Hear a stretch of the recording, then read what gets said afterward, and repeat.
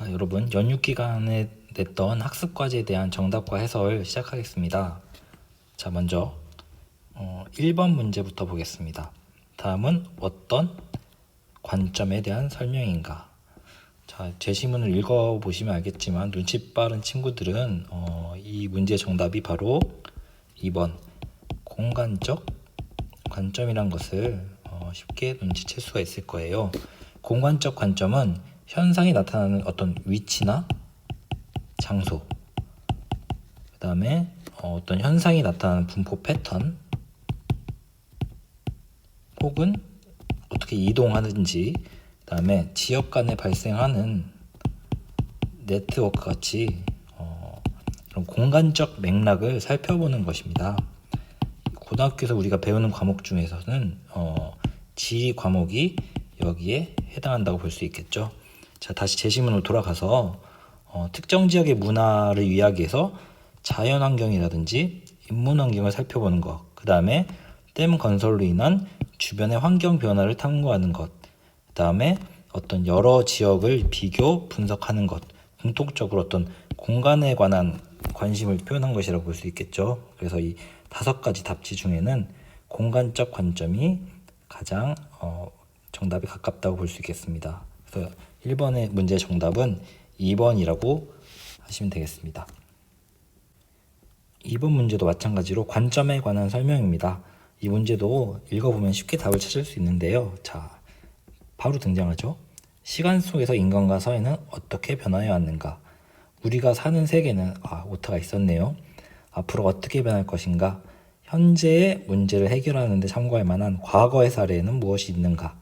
자, 공통적으로 어떤 시간적 관점을 나타내고 있죠. 그래서 답은 일단 1번이 되겠습니다. 자, 시간적 관점이라고 하면은 과거, 현재, 미래의 상호 연관성을 바탕으로 현상이 나타난 당시의 시대적 배경과 맥락을 살펴보는 것입니다. 우리 고등학교에서 배웠던 배울 과목 중에는 역사 과목이 여기에 해당한다고 볼 수 있겠죠. 자, 그래서 우리 제시문 전체적으로 다시 한번 보면요. 인간의 삶과 관련하여 시간, 그리고 과거라든지 미래의 사례를 찾기 위한 노력이기 때문에 이 문제에 대한 답은 시간적 관점이 되겠습니다. 그래서 답은 1번으로 체크하시면 되겠습니다. 3번 문제입니다. 밑줄 친 가에 들어갈 내용으로 가장 적절한 것은 우리 EBS 강의에서 행복 관련한 수업을 하면서 비슷한 내용을 봤을 겁니다. 자, 제시문의 내용은 이 헬레니즘 시대의 그 행복의 기준에 관해서 묻고 있는데요. 우리가 배웠듯이 행복의 기준은 시대의 상황이나 지역 여건에 따라 달라집니다. 행복은 시대나 지역, 그러니까 공간이나 장소, 그 다음에 시간에 따라 달라질 수 있다는 것이겠죠. 뭐 예를 들어서 지금 코로나19로 인해서 학교 생활이 힘든데 이런 경우에는 일상생활로 돌아가는 게 어떤 행복의 새로운 기준이 될 수도 있겠죠. 자, 제시문에 등장한 헬레니즘 시대는 배웠던 것처럼 사회적, 문화적 격변의 시대였습니다. 막 하루가 멀다고 새로운 문화, 사회적 제도 이런 것들이 마구 섞여 있기 때문에 개인의 정체성이 혼란을 빚었던 시기에 나는 누구인가? 내가 도대체 무슨 시대에 살고 있는가? 이런 것들이 마구 복잡하고 혼란스러웠던 시기였던 것이죠.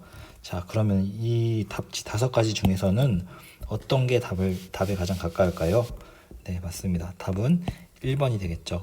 너무나 격변의 시기이기 때문에 사회적 혼란에 따른 불안에서 벗어나는 삶이 이때 당시는 행복의 기준이 아니었을까 싶습니다. 그래서 3번 문제에 대한 답은 1번으로 정리하고 가시면 되겠습니다.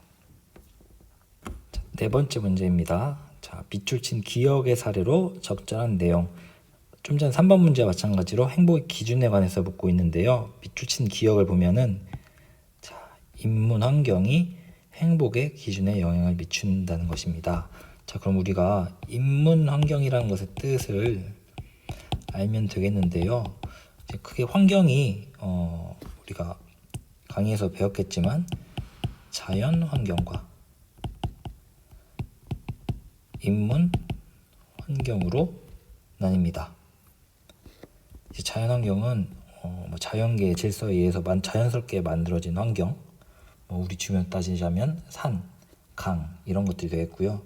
인문은 인간에 의해 인위적으로 만들어진 건축물이라든지 이런 것들이 있겠죠. 자, 종교라든지 이런 것들에 대해서 묻는 건데, 인문 환경이 어떻게 영향을 미쳤는지 적절한 내용 보기에서 한번 하나씩 따져보겠습니다. 자, 일단 기억 한번 보세요.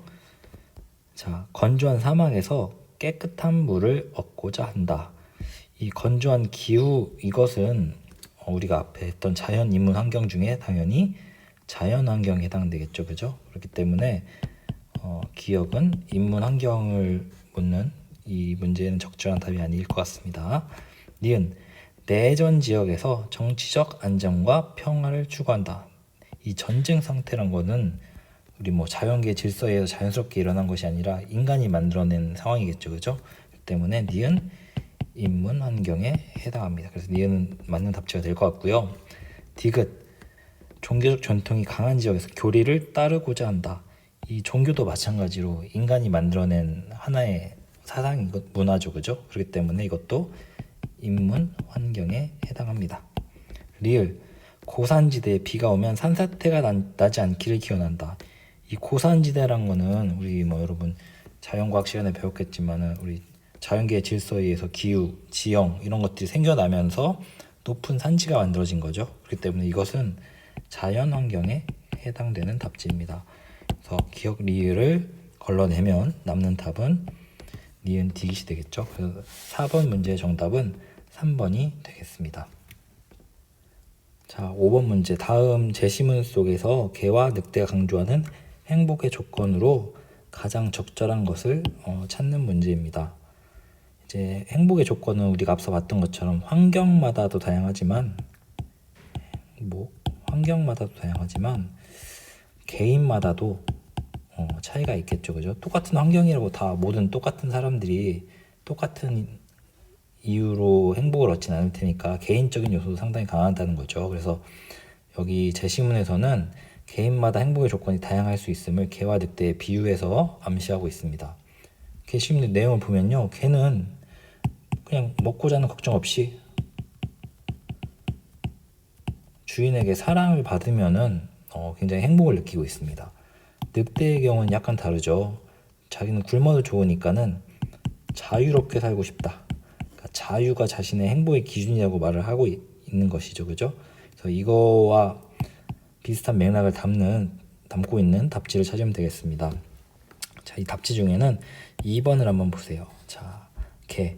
아까 먹고 자는 걱정 없는 거. 기본적인 의식주를 해결할 수 있는 경제적 안정을 추구하고 있고요. 그 다음에 늑대 같은 경우에는 자유, 그렇죠. 삶에 대한 자유로운 선택과 자신의 권리가 보장받는 것을 행복의 기준으로 삼고 있는 것이겠죠. 그래서 나머지 답지도 보면은 조금씩 차이가 있고, 이 제시된 5번 문제에 제시된 5개의 답지 중에서는 2번 문제가 가장 정답에 가깝다고 볼 수 있겠습니다. 그래서 5번 문제의 답은 2번으로 체크하시고 넘어가면 되겠습니다. 네, 이번 시간에는 우리 연휴 기간에 내줬던 과목 5가지 문제에 대해서 살펴봤는데요. 아마 이번 주부터는 3학년 학생들이 등교 계약을 하게 되면서 시간표가 좀 많이 바뀌었어요. 그죠? 그래서 일주일에 3시간이 이렇게 2시간씩 연결된 시간 없이 진행되게 될 텐데, 그러기 위해서 약간 학습 분량을 조절하려고 합니다. 그래서 오늘 수업은 이걸로 마치고요. 혹시 이 강의를 듣고 추가로 이해가 안 되는 부분이 있으면은 선생님한테 커뮤니티 게시판이나 SNS로 연락을 주면은 따로 답변을 드리도록 하겠습니다. 아마 다음 시간에 EBS 강의에 대한 추가 안내랑 이 자연과 인간 관련된 다큐멘터리 영상이 올라갈 거고요. 그 내용 학습하고 마찬가지로 좀 이해가 안 되거나 어려운 내용이 있으면은 추가로 질문해 주시면 되겠습니다. 이제 등교 계약 일자가 나왔는데 그때까지 건강히 지내다가 봤으면 좋겠고요. 다음 주, 다다음 주까지는 원격 수업이 진행되니까 원격 수업을 통해서 계속 여러분들 만나 뵙도록 하겠습니다. 네, 수고하셨습니다.